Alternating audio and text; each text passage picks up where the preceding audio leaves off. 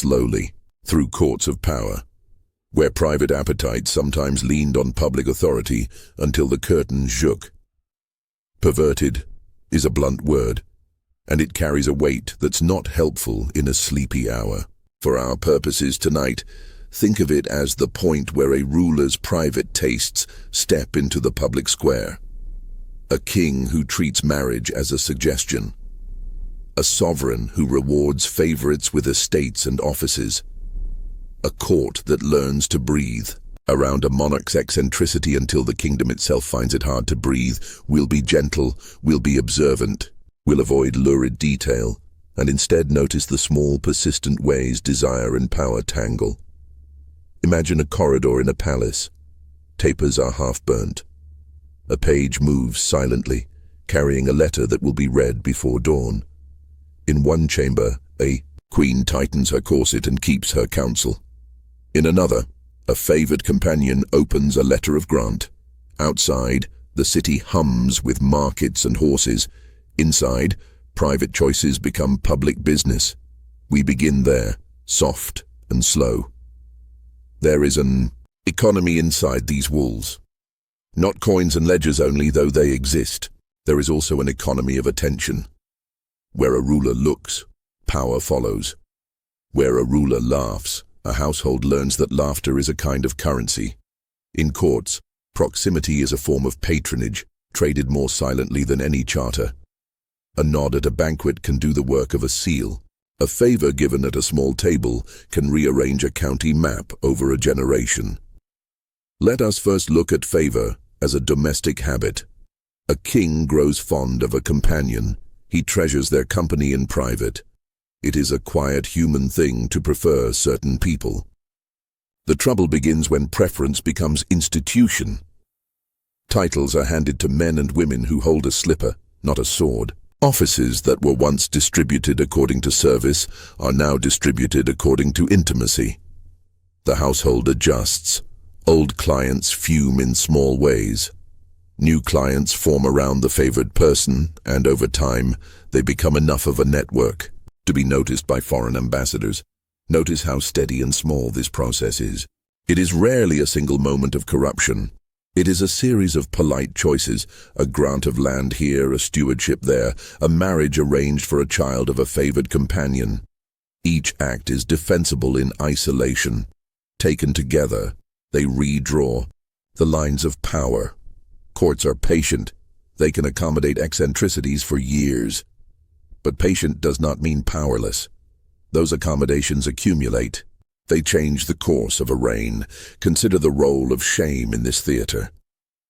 Many chroniclers of the medieval world wrote from pulpits and cloisters. They loved a moral tale. If a king loved too visibly, a bishop would write it down with relish. If a queen was slighted, a poet would make a bitter verse. These voices shape how posterity remembers things. That is not to say the accusation is false. Often it is not. It is only to say that the accusation arrives with its own motive and flavor. The moralist likes scandal because it fits a sermon. The courtier likes it because it explains a lost purse. Let us drift to the household itself, where domestic grief is worked out with small tools. A queen who suffers a husband's wandering attention does not always retaliate with drama. She has subtler languages. She might redirect patronage to her kin. She might use ceremonial prerogative to seat allies and exclude rivals. She can delay audiences. She can insist that a certain steward always report to her first. These are quiet instruments of power. They look petty when read as a list, but they have teeth. A withheld audience is a withheld favor. A favored marriage reconfigures future loyalties. There is also the curious thing about public scandal and private truth. People long to reduce ambiguity. A scandal is tidy. It tells a story. The messy reality is often a knot of affection, strategy, and habit. A king's singleness of taste might be genuine desire. It might also be the effect of boredom, habit, or political calculation. Sometimes it is all three. The historian, and tonight's gentle listener, can take comfort in ambiguity. It keeps us from hating anyone too quickly. Now let us imagine a banquet. The hall is long, the tapestries hang like sleepy witnesses, the table is set with plates that clink softly when a hand moves. A favorite is seated near the king. Someone else of higher birth finds themselves at the far end. They feel it as a bruise. That feeling will not vanish. It sits like a small stone in the pocket of a proud man. He will test the palace walls. He will snip a minor alliance. He will, in time, be more likely to support a complaint against the king's household. Small resentments are rarely loud at first, but they are patient. We can wander now into the archives of rumor without being cruel. Tales collected by chroniclers are not always elegant truth, but they have texture. A favorite who arrives with rich clothes and leaves with a title invites gossip. A mistress who keeps a small household paints a visible thread across county boundaries. A king who insists on a private companion at important councils changes the cadence of advice. These things might prompt a noble to whisper that the king is perverse or weak. Those words then sharpen and spread. There is a sadness in that sharpness. Words like perverse do a particular work. They mark moral failure in a single stroke. They make a personal preference into a public vice. That has consequences. Accusation can lead to exile, to rebellion, to executions.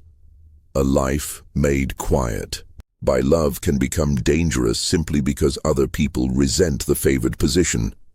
It is, in a sense, the old story of envy and position played out beneath chandeliers.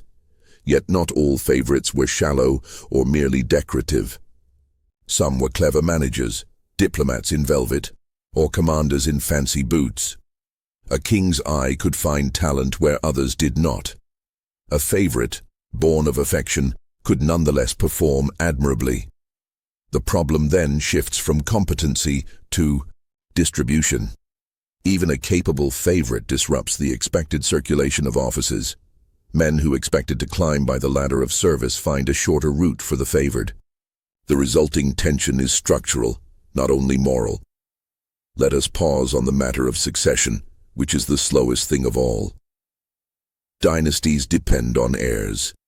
When private preference produces children outside marriage, or when it undermines the queen's standing, it complicates inheritance. A child of a favored person might be acknowledged and provided for, or might be quietly marginalized. Either choice leaves traces. In marriages declined, in lands reallocated, in alliances that do not happen.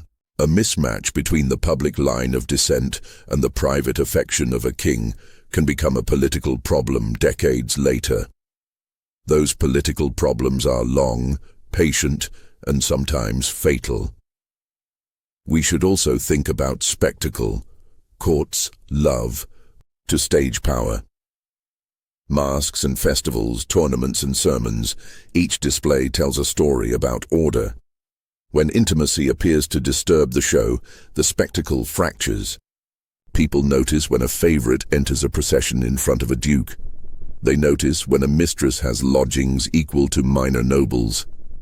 These visible signs are shorthand. They make private arrangements legible to the crowd. Legibility can breed contempt.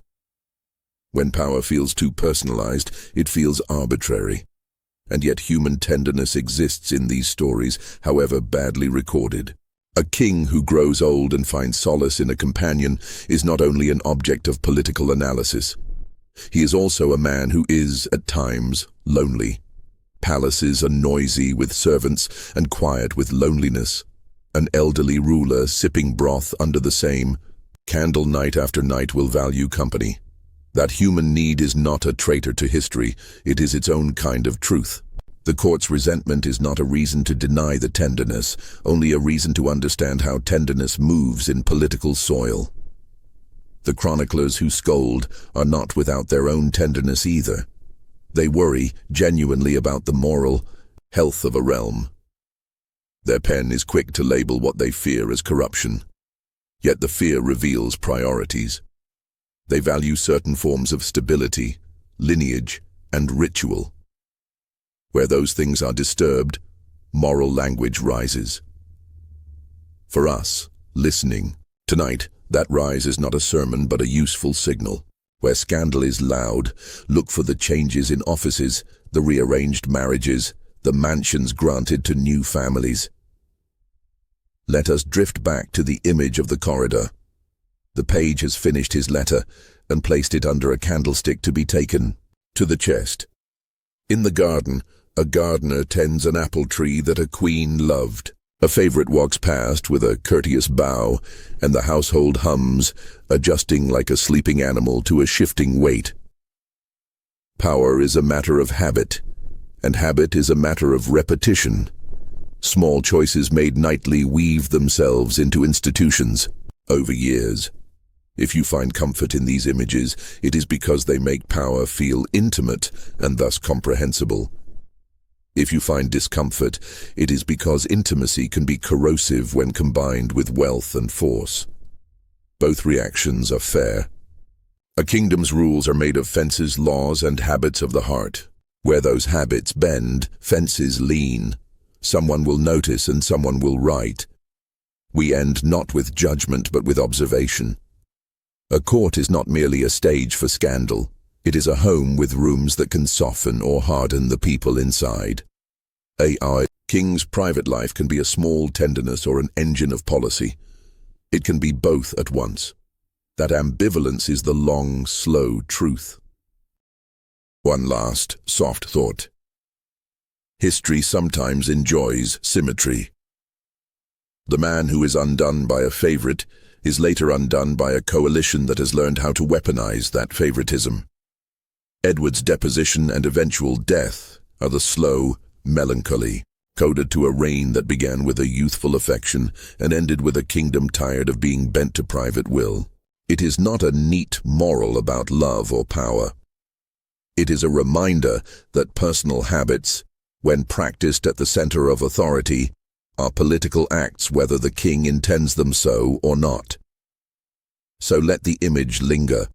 A small supper chamber, a missing chair, a king who cannot replace what he has lost, and a realm that slowly unties itself from his hand. Lean back. Let the candle gutter. The palace hums, and the past keeps its small, patient lessons for us, quietly and without fanfare. William Rufus, Appetite, Reputation, and the choir of critics, hey everyone, tonight we'll take a slow walk into a red-haired king's court where plates clink and monks shake their heads into their sleeves. Settle in. Dim the light. Let your shoulders fall. We are going to follow a man who lived loudly for his tastes and quietly for his reputation, and we'll listen to the echoes that followed him. William Rufus, son of the conqueror, is the kind of ruler who makes chroniclers sharpen their quills. He is easy to caricature because he loved certain comforts that the church found shameful. He liked bright cloth, good meat, quick horses, and men who laughed. The chronicles that survive him are written mostly by people who preferred quiet, cups and the smell of incense. That mix, appetite on one side and clerical disapproval on the other, gives us a story that is at once domestic and political, public and very human. Let us begin softly with the man who was more than his reputation. William was energetic. He was quick with decisions and quicker still to enjoy the pleasures of rule. He was not a pious monk. He did not write homilies. He collected gifts with the appetite of a collector. He lavished spoils on followers. He rewarded loyalty with land and dinner. That pattern made him popular with certain circles and deeply unpopular with others. Court life under Rufus was vivid. The hall would smell of roasted meat. Tapers would sputter along the beams. Laughter rose like steam from the dishes. Gentlemen in embroidered tunics exchanged gossip as if they were exchanging coins. A monarch who made his household a place of warmth found men who would follow him gladly in peace and war. That warmth has its own politics. People who dine at a king's table expect favors, titles, and the kind of recognition that changes marriages and fortunes. The distribution of those favors is always a political act. And so the first soft lesson: appetite is a policy. A king's tastes shape his court. If a king prefers bold companions or luxurious banquets, he shapes the people who come near. Those people carry influence. They write letters on the king's behalf. They stand behind him in councils. They become the faces the realm remembers. For those who prefer neat, moral governance, that face looks messy. It helps to remember how medieval writers wrote. Bishops and monks are not neutral observers. They have an idea of good order anchored in scripture and celibate discipline. A bishop who sees a king enjoying a feast will invent with pastoral zeal a moral lesson. He will compose a tale where appetite precedes ruin. The monastic historian loves a moral arc: sinner, scandal, correction. So when William laughed at a joke and drank a cup too many, the chronicle pens that moment as if it were a sermon. That is why much of what we read about Rufus feels moralized. It is because moralizing was the literary style of the time. But moralizing does not erase the person. Behind the caricature sits a ruler who could be skillful, loyal to friends, and sometimes clever in administration. Rufus was not merely a vessel for clerical complaint. He maintained order in a kingdom that was young and easily frayed. He handled finances in a way that kept castles provisioned and armies fed. He kept men in pay who would ride for him when duty called. Those are small, steady tasks of rule, the stainless work that keeps a realm ticking. Appetite and administration can coexist. There is also the matter of temperament. Rufus liked directness. He liked quick decisions rather than long counsels. That impatience fits uneasily with ecclesiastical patience. Where bishops wanted deliberation and repentance, Rufus wanted results and good food. This temperament shaped his relationships. He made friends with practical men who could act rather than argue. He annoyed men who preferred ritual and long debate. That is a source of much of the chronicler's ire. The man who short-circuits a deliberative process offends an institutional culture built around deliberation. We should pause for a moment on the language of shame used against him. Chroniclers call him greedy, lustful, and irreligious. Those are heavy accusations. They serve multiple functions: moral instruction, political opposition, and simple gossip.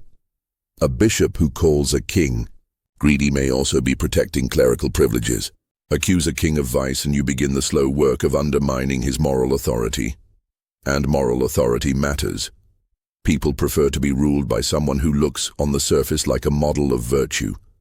A ruler who fails that test invites criticism that corrodes support, yet even the most moralizing account cannot entirely erase the simple human moments. Think of a hunt on an autumn morning. Horses snort, leaves scatter. The king, hair catching the light, spurs his mare. The men around him shout and jostle. The thrill is ordinary: speed, danger, sport.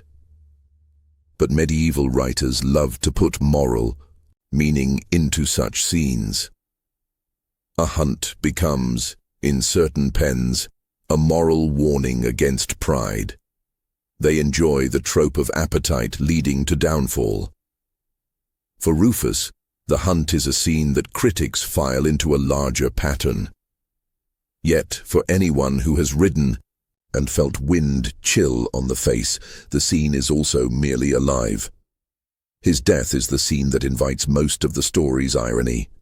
William dies in a New Forest hunting accident, an arrow piercing him, and the medieval imagination delights in a short moral sentence: appetite meets consequence.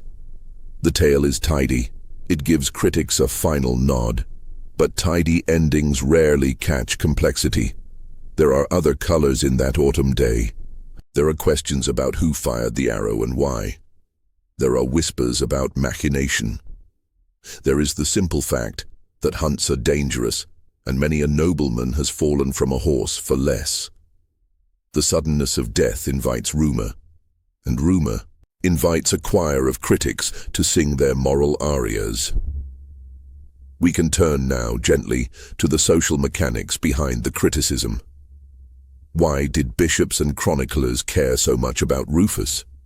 One answer is institutional interest. The church sought control over certain lands, liberties, and revenues. A king who was indifferent to clerical privilege made ambitious clergy nervous. They wrote to protect position by attacking character. That is a modest tactic and an old one. Attack the person's morals and you undercut his claim to moral leadership. Once a ruler's moral authority is questioned, other claims become easier to contest. Another reason is aesthetic. Clerics liked the look of austerity. They admired rulers who resembled monks in humility and in public performance. William, with his taste for comfort, clashed with that image. The chroniclers preferred rulers who made pious gestures. Where a king showed off wealth, the cleric could compose passages about sinful display. Those rhetorical moves are as much about aesthetic preference as they are about politics. And a final reason is human envy.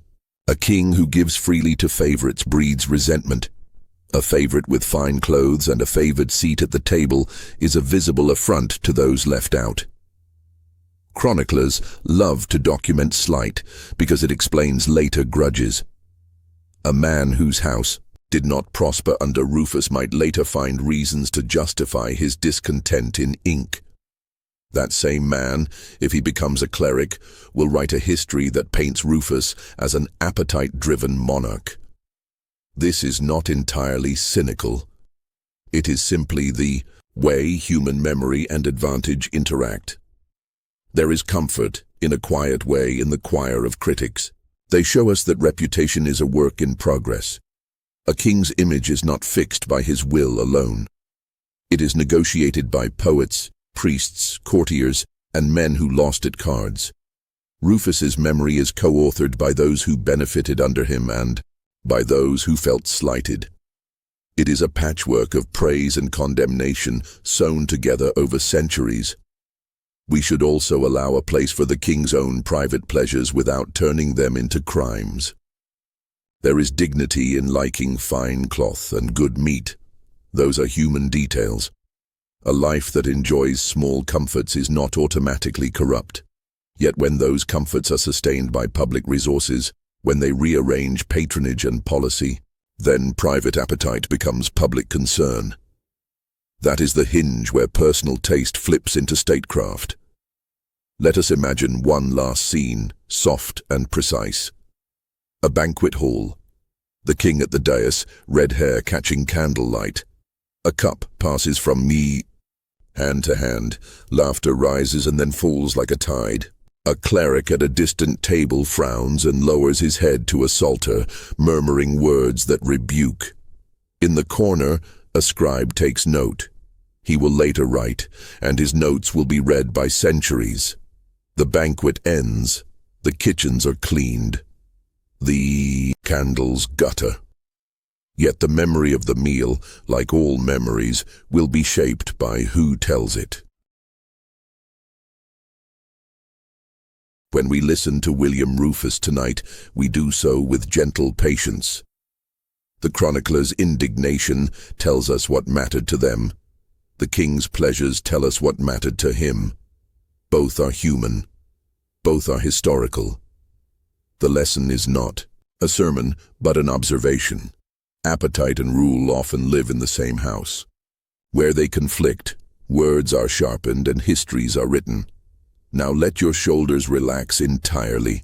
Picture the leaves in that new forest gently falling, as if to say the loudness of life is also its quiet ending. We do not need to decide if the arrow was crime or accident. We only need to hold the image of a man who lived with appetite and drew both praise and censure because of it. He was, in the end, as complicated and as small as any of us. Henry II and Rosamond, beauty, secrecy, and household unease, hey everyone. Tonight we'll drift into a garden of whispers and hedgerows, where rumor walks as lightly as a cat, and faces are practiced at polite silence. Settle in, dim the lights, let your breathing slow. We'll follow a story that later tongues turned into romance. A king, a beautiful companion, and a household that learned to rearrange itself around secrecy. Rosamond, later called Fair, comes to us wrapped in legend. The later poets loved. The image, a labyrinth, a queen's jealousy, a poisoned cup. But the quieter history often lives in the smaller, truer details. A mistress in a medieval court was rarely the stuff of melodrama. She was a presence, private, visible, and politically awkward. She might be gifted a manor. She might be allowed a household. She might simply be the object of a king's attention. Those modest realities make for a more interesting story than any single dramatic ending. Begin with the household. A royal household is a machine for living well and for performing authority. It has staff and rituals, a defined pecking order, and an economy of honors. Into that machine, a mistress is introduced not as a coup, but as a slow disturbance. She sits nearer to the king at table sometimes. She receives a ring, a parcel of land, a fine cloak. Each small act tells the household something about preference. People notice the angle of a look. They mark how often a name appears on a grant. These are domestic signals with political weight. For a queen, the arrival of such a presence is a practical irritation. Queens had agency, but it was exercised by different means than a king's. She could not simply replace the court's affection with force. She would instead use subtler tools, the placement of her own allies at the right tables, the control of certain ceremonial moments, the management of household offices. These acts are not theatrical, they are administrative. A queen who does this well can blunt a favorite's influence. A queen who is publicly humiliated can yet quietly rework alliances so that the favored companion's gains are limited. Imagining Rosamond's life is easier if we think in domestic images. Picture a late afternoon garden. Laurel hedges slope in gentle walls. She walks perhaps with a book or a small pet, palms from sun to shade. Henry watches from a cool window, a small smile like a private punctuation.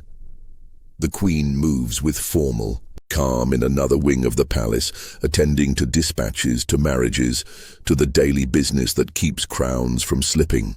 The household adapts. Servants change their paths by inches. Courtiers postpone certain conversations. The court learns to breathe around that small private warmth. That breathing is an economy of hush. Protocol becomes elastic. People find ways to keep public duties intact while privately tolerating or resenting the introduction of intimacy. The court is pragmatic. A king's affections do not usually overthrow trade or treaties. They do, however, reassign intangible things: prestige, influence, small favors that matter more than they seem. A crown distributes the world's useful things: offices, lands, judgeships. When someone close to the king gets even a small parcel, those parcels add up. Over time, the map of power bends. Mistresses seldom stage coups. Their power is rarely formal. Instead, they create a parallel clientele. A gift to a mistress becomes a gift to her friends, her servants, the men she recommends. Those men, in turn, seek justice, lands, marriages. Thus, a mistress's influence spreads horizontally rather than vertically. It is a subtle web of small obligations. That web is not always visible to official record, but it is keenly felt in fruitless petitions, in delayed audiences, in the quiet shifting of favors. There is an important human truth in these scenes. The people involved are not merely strategic actors. They are people who are bored, lonely, vain and tender. A king who finds solace in company is not only a political actor, he is a human being with needs. A mistress may be admired for her looks, yes, but she may also be valued for the simple comfort of shared laughter or the quiet of being heard. Those private satisfactions are not inherently wrong. They are what people seek everywhere. What shifts the story into political consequence is the nature of medieval authority itself. Kingship is not just an office, it's the main mechanism for distributing social goods. A private preference that reassigns those goods affects not only the immediate parties, but entire families and counties. A neighbor lord who expected an alliance may find himself bypassed. A bishop who wanted a favor may see a petition tabled for months. These small postponements accumulate. They are the slow ticks of grievance that, over years, can be used as proof of royal misrule. The Queen's patience is also a historical force to consider. Royal consorts were often astute managers of soft power. Eleanor, who bears the weight of many stories and who in some traditions is imagined as the jealous queen herself, had the means to respond without spectacle. She could weave her kin into marriage alliances, redirect patronage to loyal families, and exercise the ceremonial dignity of her office so as to keep the crown's public face intact. Those counter-moves rarely make good poetry, but they make durable politics. Rumor, then, is a tool of interpretation. Chroniclers and later storytellers loved to tidy the household's discomfort into a morality play. A jealous queen, a labyrinth, a poison. These images are compact and satisfying. Real life, however, is slow. Small acts of patronage, tiny rearrangements of honor, a queen's silent reallocation of favors. That slowness is harder to dramatize, yet it is the engine of change. When enough small shifts converge, a court's balance alters without a single dramatic scene. Rosamond's story, therefore, is less a single event than a process. She becomes a node in a web of attention that pulls on marriage markets, on legal petitions, on ceremonial precedents. Her beauty is the easy detail that legend loves. The inconvenient reality is that her presence created an administrative ripple. People rearrange themselves around that ripple. Sometimes that rearrangement hardened into resentment. Sometimes it settled into an uneasy equilibrium, but it rarely vanished without trace. We should also remember the modest acts of daily life that give texture to this history. A gift placed on a tray, a letter sent under a seal, a steward given orders. These small administrative gestures are what make reputations stick. They are the quiet documentation of influence. Historians who look for evidence of a favorite's power often find records not of passion, but of pages, charters, grants, lists of household expenses. Those unromantic things tell us more than any mythic labyrinth. Finally, there is the human ache at the center of it. A king who seeks comfort is a figure of empathy as well as criticism. A queen who swallows indignity and redeploys her authority is both strategic and wounded. A mistress who accepts gifts and warmth is neither purely villain nor saint. These are people living entire lives inside the same building, negotiating dignity and desire, patience and pride. So let the image remain: a late garden, laurel hedges, a window where a king watches, and a queen who arranges the day's business with a practiced hand. The court breathes, adjusts, and continues. The small things, a manor here, a title there, a delayed petition, accumulate like leaves on a path. Over time, that carpet of small leaves alters the direction of a country. Let the hush of that palace corridor trail away with you, and remember how often history moves not in thunderclaps but in soft steps and patient rearrangements.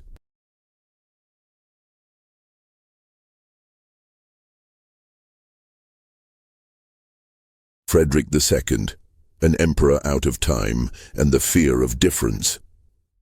Hey everyone, Tonight we drift gently into a court that felt, in its day, like a small island of oddness. Dim the lights. Settle back. Let your breath slow. We'll follow. A ruler who looked and sounded different enough that his difference became evidence against him. Frederick II is our companion for the hour, learned, impatient of piety's slow music, and unafraid to host scholars and poets who spoke in tongues. The churchmen did not always recognize Frederick ruled at a strange hinge of history. He wore crowns in Italy and Germany, he spoke many languages, and he loved books as kings sometimes love falcons. His court in Sicily welcomed Italians, Greeks, Jews, and Muslims. That cosmopolitan table is easy to admire from our distance. From the view of an anxious pope, it was disquieting. When a sovereign deliberately made his palace a crossroads of cultures, conservative eyes read conspiracy where others saw curiosity. The first thing to notice, and to enjoy without judgment, is how deliberate his tastes were. Frederick collected learning the way other princes collected horses. He read Arabic poets for pleasure. He staged elaborate entertainments that were as much experiments in rhetoric as they were shows. If you think of court as a place that repeats itself in careful ritual, Frederick treated it more like a laboratory. He tried new formulas. He mixed languages at table. He commissioned works on law and natural philosophy. That habit of experimentation made him brilliant to some and uncanny to others. Uncanny things invite accusation. The Pope, who expected a certain public posture from a Christian emperor, found Frederick's posture stubbornly inconvenient. When politics is strained, moral claims slip easily into place. Accuse the ruler of deviance, and you do two things at once. You condemn his private taste, and you undercut his public legitimacy. In Frederick's case, critics pointed to his theatrical spectacles, his legal reforms, and his familiarity with Muslim courtiers as signs of dangerous otherness. What begins as an aesthetic or intellectual quarrel gets dressed up as moral failure, and moral failure is always a useful credential for opposition. There is a pattern here that repeats across history. Those in power who prefer unfamiliar company, poets who speak Greek, physicians who read Arabic texts, courtiers who drink in foreign styles, make institutional conservatives anxious. The conservatives then narrate the unfamiliar as threat. The story is not always a lie. Sometimes real rituals crossed lines that mattered to contemporaries, but often it is an interpretation pressed for political ends. Frederick's court is an elegant example of how cultural difference becomes political ammunition. It helps to keep separate two questions. 1. What did Frederick actually do in his household and in policy? 2. How did his enemies describe him? The first is full of fascinating detail. He reformed laws. He negotiated treaties with enemies when that seemed sensible. He brought scholars into conversation with jurists. He staged ceremonies that blurred the line between litigation and theater. The second question yields polemic. Chroniclers who disliked him delighted in catalogues of oddities, mocking his multilingual banquets, his unfamiliar medical remedies, and his theatrical displays. Both views matter. One gives texture, the other tells us how memory is made. The Church's quarrel with Frederick is particularly useful to consider softly because it shows how religious authority and political conflict braid together. Popes excommunicated him more than once. Excommunication is a serious thing. It is a weapon and a symbolic cutting off. For a pope, announcing a ban is a way of saying, "This man stands outside our moral community." For an emperor who prides himself on law and order, the pronouncement is a striking rebuke. Frederick's resistance to papal demands over investitures, territories, and conduct turned theological censure into political leverage. Each party narrated the struggle in the voice that best served its cause. We should not flatten Frederick into a caricature of either genius or villain. He was both. He could be ruthlessly practical in war and surprisingly humane in private correspondence. He could be generous to scholars and unforgiving to rebellious vassals. The same mind that ordered a careful library also ordered military expeditions. That mixture makes him hard to like or hate in totality. He resists tidy moralizing because he was, in life, a patchwork of contradictions. One small, tender fact about him is the pleasure he took in conversation. He liked disputations, formal debates where philosophers and jurists argued and where the emperor listened and sometimes intervened. Sitting in on those debates made him appear as a patron of knowledge rather than merely a patron of power. In an age where rulers were expected to be pious exemplars, the sight of an emperor delighting in heterodox learning felt risky to some. To others, it was an exhilarating sign that law and knowledge might at last be friends. And so accusation follows curiosity. A ruler who prizes difference invites chroniclers to turn what looks to them like eccentricity into a sign of moral rot. To readers centuries later, the difference can look ennobling or alarming, depending on which chronicler we trust. The caution for us, listening tonight, is modest. Read the charge, and then read the consequence. If a chronicler calls the emperor decadent, look also for what changes in land grants, legal codes, or military alignments followed. Moral accusation without political consequence might be more about rhetoric than reality. Moral accusation that precedes confiscation or rebellion is often, in part, a pretext.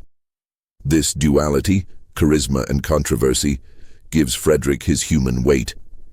He is less a monster than a man who chose to be of the world rather than apart from it. In choosing company across confessional lines, in staging pageants that leaned into difference, he made enemies. Those enemies used religious grammar to make a political case. The result is a long memory, where policy and personality are braided until they are difficult to separate. As we close, imagine a late evening in Frederick's palace. Lanterns blur like stars. A scholar reads an Arabic poem. A jurist argues a point of Roman law. The emperor sits, attentive, amused, and a little bored perhaps at the edges of piety's slow music. Somewhere beyond those walls, a bishop composes a cruel satire. The two worlds watch each other, one with curiosity, the other with indignation. Both will be right in small ways, and both will be wrong in others.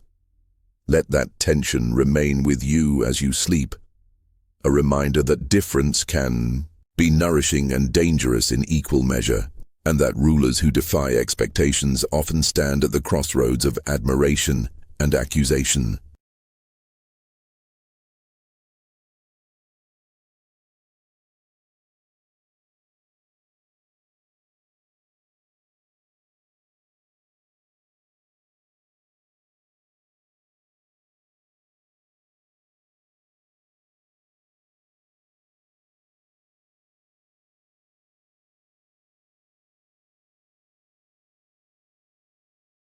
Hey everyone.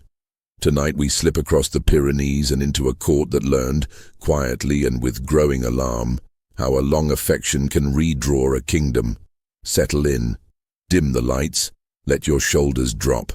We'll watch Alfonso feign than Leonor de Guzman not as caricatures in a scandal sheet, but as people whose slow arrangements bent the map of power in small, patient ways. Alfonso ruled Castile in the early 14th century.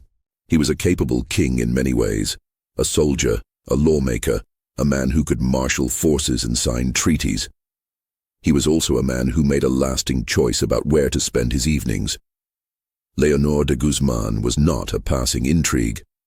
She became a sustained household, a regular presence, and a mother to many of the king's children. That persistence is the quiet engine of influence. A favored companion who endures is not merely an emotional comfort. She can become a political node. Think of influence as a sort of slow accretion. A gift here, a manor there, a stewardship passed into friendly hands. Each small transfer is defensible. A king may explain a grant as reward for service. A steward may be promised a manor for managing a troublesome border. In isolation, these acts look normal. Taken together over a decade or two, they redraw patronage networks. A mistress who collects gifts accumulates clients, men and women who receive favors, marriages and positions because of proximity to her. Those clients in turn have their own needs, petitions that must be heard, disputes that must be settled, marriages that must be arranged. The web grows quietly, horizontally, until it becomes large enough to be seen from the council table. Alfonso's relationship with Leonor thus functioned like a parallel court. She had a household, she had followers. She received revenues, her children had prospects. None of this was illegal in the technical sense. Medieval kings often had households that sat beside official governance. What made the arrangement combustible was the collision with expectation. Queens are supposed to be the main female center of a royal household. They are the ceremonial anchor, the mother of the line. A visible mistress complicates that architecture. The queen's honor is not just sentimental, it is institutional. Offend it repeatedly, and you ruffle networks of kin and alliance that depend on dignity being respected. There is a human scene worth holding here. Imagine a council meeting. The king presides. Men argue over an estate in Toledo. A favored noble rises and mentions the king's mistress in a way that carries weight. The room shifts minutely. Eyes glance at the dais. That glance is not merely gossip. It is an accounting. Who benefits? Who is overlooked? Councils are meant to be the sober machinery of governance. When a private household begins to feed that machinery, the machine feels slightly oily in new places. The queen, in such circumstances, is not always silent. She has tools that are subtle and bureaucratic. She can arrange marriages for her kin that align other houses with her interests. She can hold certain patrons close by assigning household offices. She can, with a quiet gesture, make the right steward report to her first. These moves do not look like war. They are slow counters in the same language of favors. A queen's countermeasures are often administrative because that is where power is actually exercised in the long term. But administrative moves have a limit. When large families, noble lineages, feel continually bypassed, their patience frays. Pride is not merely vanities, it is a political resource. A lord who expects a marriage alliance and finds his daughter married off to a less advantageous match will remember. The memory is not immediate fury, it is an accumulation. Over time, a cluster of small injuries creates a network of resentment. Those networks are patient. They know how to wait for opportunity. We see how fragile equilibrium can be in these tiny transactions. A manor given to a mistress's client means one fewer reward for another ally. A steward promoted at the behest of the mistress delays justice for a petitioner who expected otherwise. The petitioner is often a man with land and men. He speaks to his peers who nod in a way that gathers like fog. That fog is the beginning of faction. It is easy to forget how small grievances add up. Courts seem dramatic in chroniclers' pages because drama writes well. The real movement of power is quieter and slower. Leonor's influence was not merely material. She also shaped sentiment at court. A mistress who bears the king's children shapes the king's private loyalties. Children create obligations, real and tender. A king will remember a child's eyes. He will think of heirs differently. Those private attachments can alter public choices in ways that formal decrees do not show. Where succession matters, even a perceived favoritism can be politically explosive. Noble families that counted on clear lines of inheritance feel exposed when informal kin acquire tangible benefits. There is a gendered logic to all of this that is worth noting gently. Women in medieval courts often exercised power through households, marriage arrangements, and the management of patronage. Those tools are underrated in the loud retellings. They are quiet. They are persistent.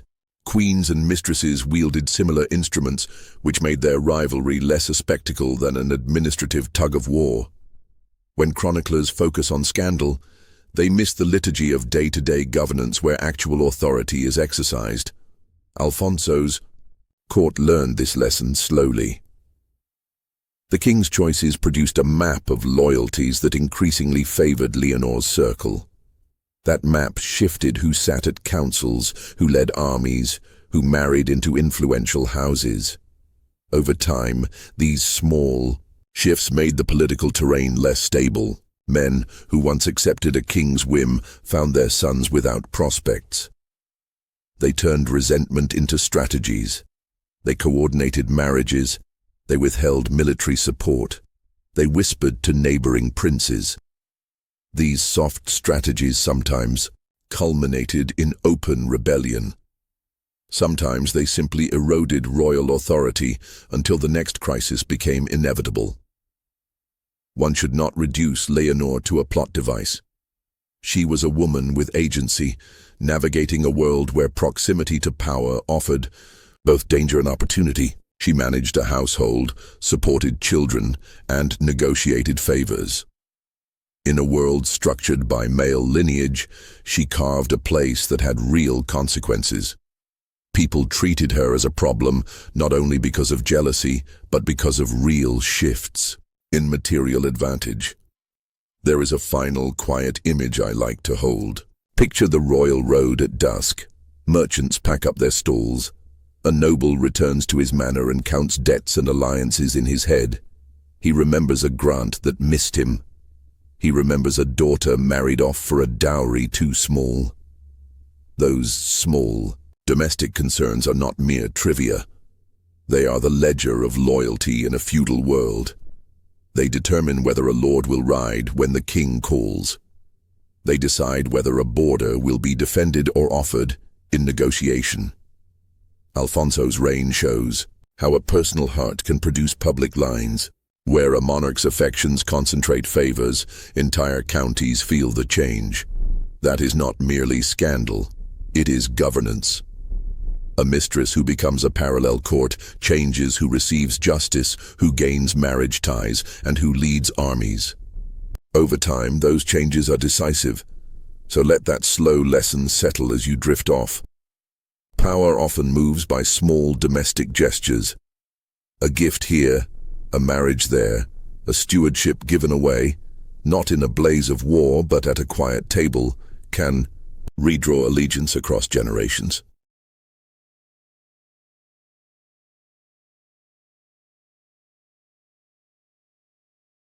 Byzantium has always invited the imagination. Golden domes, chanting choirs, and a city poised between Europe and Asia.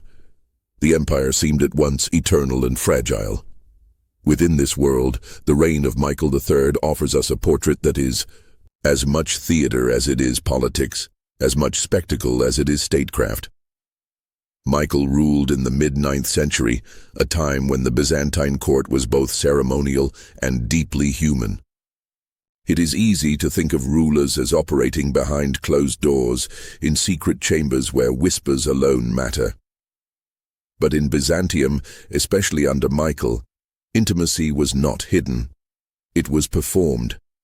Chroniclers loved a good scene, and they gave us a court filled with festivals, favorites, and personal attachments played out in full view of the empire.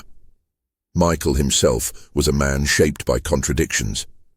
He came to the throne young, still a boy, under the regency of his mother Theodora. She was strong, commanding, and a force in the politics of church and empire. But as Michael grew, he leaned not toward solemnity, but toward performance. Chroniclers describe him as vivid, indulgent, theatrical. Whether these stories are fair or exaggerated hardly matters. What matters is how they were remembered, how his intimacy became part of the political theater of Byzantium. In this court, attachments were not hidden. The emperor's favor was a currency more visible than coin. Those who gained his friendship or his affection became prominent not in the shadows, but on the marble steps of the palace, beneath the eyes of courtiers and the gossip of the city. If Michael dined with a companion, people noticed. If he staged a festival in unusual style, everyone talked. If he placed a favorite in a prominent role, careers shifted overnight. Byzantium had always valued order. Ritual processions, liturgies, and court ceremonies gave stability to a vast and diverse empire. But Michael's reign often tilted spectacle toward indulgence. Festivals blurred the line between sacred and profane. Court entertainments felt less like ritual and more like theater. The line was thin, and chroniclers delighted in exposing every crossing. There is a human quality here that is easy to miss. People loved spectacle. They loved to watch, to see power embodied in parades, horse races, and festivals that poured through the hippodrome. But they also loved order, the reassurance that rituals were predictable, that the empire's ceremonies mirrored the heavenly liturgy. When spectacle displaced order, the people and ministers alike grew uneasy. The result was not whisper, but proclamation. In Byzantium, palace intrigue was loud. A minister slighted by the emperor's affection did not always sulk in private. He turned to policy, to factions, to loud declarations that sought to rebalance the court. An empress who felt marginalized could not simply retire into shadows. She fought for space within the public theater of empire. Michael's intimacy was, therefore, never only his own. It became public property, watched, discussed, and ultimately judged.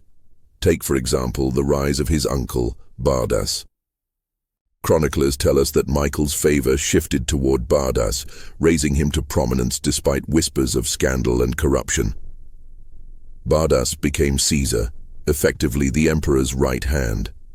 That choice was personal and political at once. Personal because affection and trust guided the decision. Political because the elevation of one man shifted the balance of entire factions. When critics attacked Borgias, they attacked not only his policies but also Michael's judgment, Michael's intimacy, Michael's sense of loyalty. This is the heart of Byzantine politics under Michael III. The emperor's private attachments were always performed on a public stage. They could not be separated.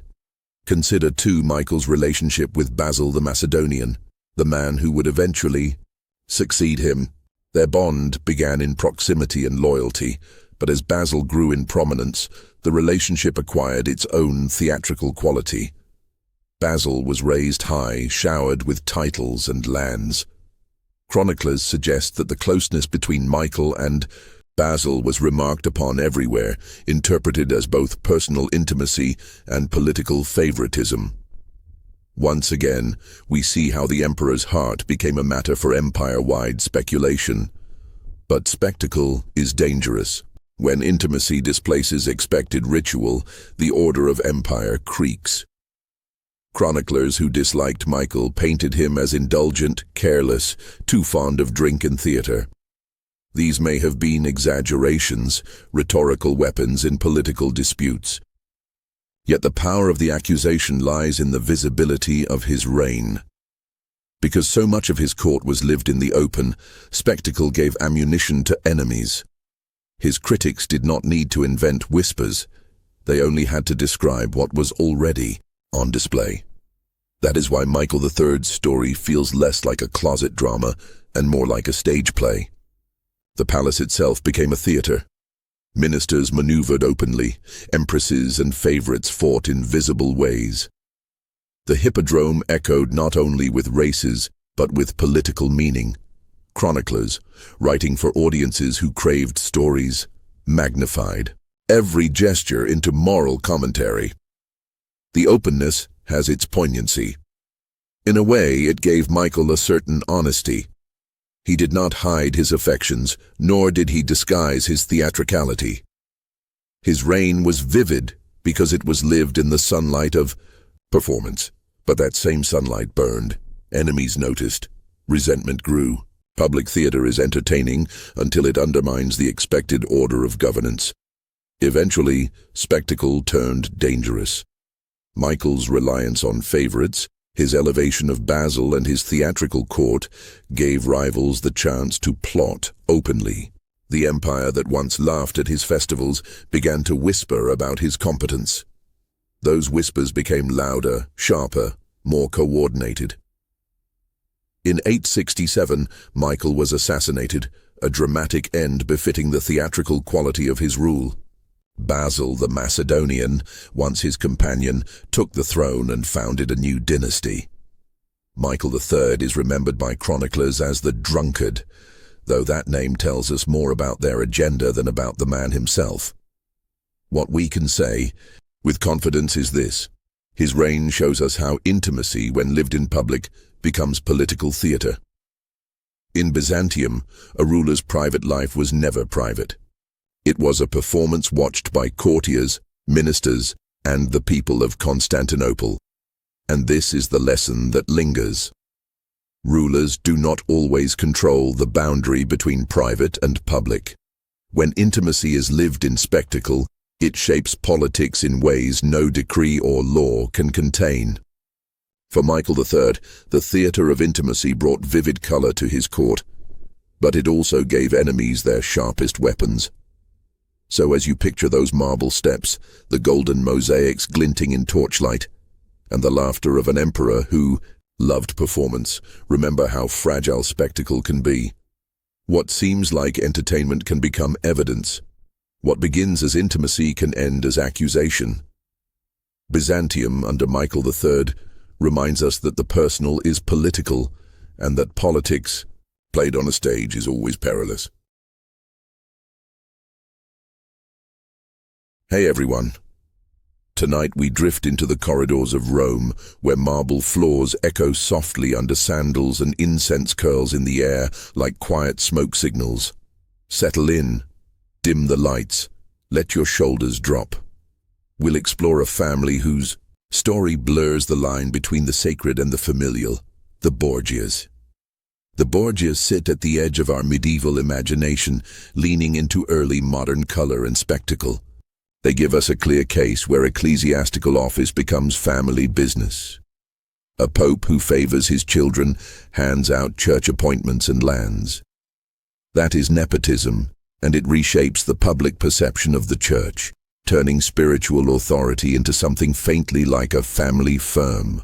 It is a subtle lesson in how private preference can become public consequence. Pope Alexander VI, born Rodrigo Borgia, was a man of intellect, charm, and a considerable sense of personal ambition. He carried the papacy like both a spiritual office and a dynastic opportunity. Those around him noticed the distinction immediately. Clerics who expected moral exemplarity were uncomfortable. Noble families who expected traditional patronage saw new competition. And so the papal household, normally a space of ritualized devotion, became a theater for favor, family, and strategic attention. We begin with the quiet gestures. Imagine a papal audience. A bull sits ready on the table. A young man, the Pope's son, approaches to ask for a title or a benefice. Alexander smiles. He nods. The scribe copies the signature. The hall fills with the small sounds of ritual, quills scratching, footsteps on stone, the murmur of attendants. Outside, people speak of piety and divine mandate. Inside, a father's favor quietly redraws networks of power. The two worlds, the sacred and the familial, cohabit uneasily, never fully reconciling, yet never fully separated. Cesare Borgia, Alexander's son, is the most vivid example of the personal shaping the political. From a young age, Cesare was trained in church and state, in letters and arms, until he became a man who could wield papal authority almost as easily as his own sword. His talents were undeniable: strategic thinking, the ability to negotiate or intimidate, a knack for reading both allies and enemies. but his position was inseparable from his father's favor. Cesare's rise was not only meritocratic, it was also familial. And in Rome, where office and blood intersect, that combination was both powerful and controversial. Lucrezia Borgia, often remembered for scandal rather than strategy, provides a softer, subtler angle. Her life, constrained by marriage alliances, and her father's ambitions, was lived in the intersection of image, family, and political utility. She received lands, dowries, and influence, all filtered through the papal household. Critics fixated on her as a symbol of moral corruption, but the quieter truth is that she operated within a system where family attachment dictated public standing. Her household became, in effect, a parallel court, receiving petitions, arranging alliances and transmitting favors, all under the watchful eye of her father. Consider the daily rhythms of the papal palace. Bulls are signed in the morning, offices are granted. Courtiers murmur their requests, sometimes for spiritual matters, sometimes for family advantage. A cardinal seeks support for a benefice. A nephew leans close and whispers for a commission. The Pope's nod makes both valid in the world of action, even if the world of morality frowns. The palace is, in this way, a hybrid, simultaneously church, household, and dynastic engine. The consequences of this duality are subtle but lasting. When a pope hands out office according to family preference, he creates a network of loyalty that bypasses traditional ecclesiastical hierarchies. Clerics may resent the imposition, but they adapt. Noble families may grumble, but they observe and emulate. Over time, a parallel system emerges, one that operates along lines of private affection yet carries public authority. The Borgias illustrate this pattern with particular vividness because the contrast is so sharp between the ideals of the church and the mechanics of its human administration. Political and personal loyalties intertwine, producing an environment where maneuvering becomes both art and survival. Favors are recorded in letters, in bulls, and in the quiet circulation of office. Relationships, once intimate, ripple outward. A young cleric aided by Cesare may rise to a bishopric. A dowry arranged for Lucrezia may strengthen a regional alliance. Each small act, filtered through family preference, alters the distribution of influence across the Italian peninsula. It is worth imagining the scene of a council. Advisors gather around a heavy table. Discussions of taxation, defense, or diplomacy fill the air. Then a nod from the Pope shifts attention to his son, who requests the reassignment of a fief.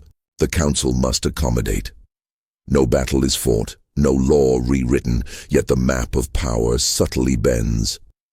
Those minor shifts accumulate, shaping careers, marriages, and fortunes for years to come. That is the quiet engine of Borgia influence. There is also the human texture to note. Alexander's decisions were often guided by affection and trust, not merely strategy. Cesare and Lucrezia were his children, and the lines between parental care and political calculation were always entwined. This does not absolve criticism. Nepotism has consequences. But it does humanize the story. What may look like vice in chronicle often begins as something as ordinary as familial preference. The public consequences are real, but the origin is personal, almost mundane. And yet the public reception was significant. Chroniclers of the day delighted in cataloguing scandal, and later historians amplified it. The Borgias' reputation for corruption, intrigue, and excess grew in part because their personal lives were so intertwined with public office. The contrast between expectation and practice produced both fascination and censure. Public memory often emphasizes moral judgment over administrative subtlety, yet the latter is where actual influence resided. Even today, the lesson remains gentle but profound. When personal affection meets public office, a parallel power center emerges. It is not always visible in law or decree. It is visible in the circulation of favor, in the rise of children and dependents, and in the subtle shaping of networks that enforce loyalty. The Borgias give us a vivid illustration, a family whose domestic choices became a force of political organization in the very heart of the church. So let us picture a quiet scene, the Pope signing a bull, Cesare leaning in with a request, Lucrezia observing from her chamber. Outside, Rome moves as usual, merchants selling fruit, clerics walking between churches, the city humming with both devotion and rumor. Within, a father, a son, and a daughter quietly rearrange the distribution of authority, influence, and privilege. Nothing shouts, nothing explodes. Yet history records the consequences in full, vivid detail. As you drift tonight, let that image linger. A palace of marble and incense, a family navigating love, ambition, and faith, and the delicate, patient ways in which personal preference shapes public power. The Borgias remind us that even within sacred halls, family matters quietly, persistently, and with consequences that ripple far beyond a single generation.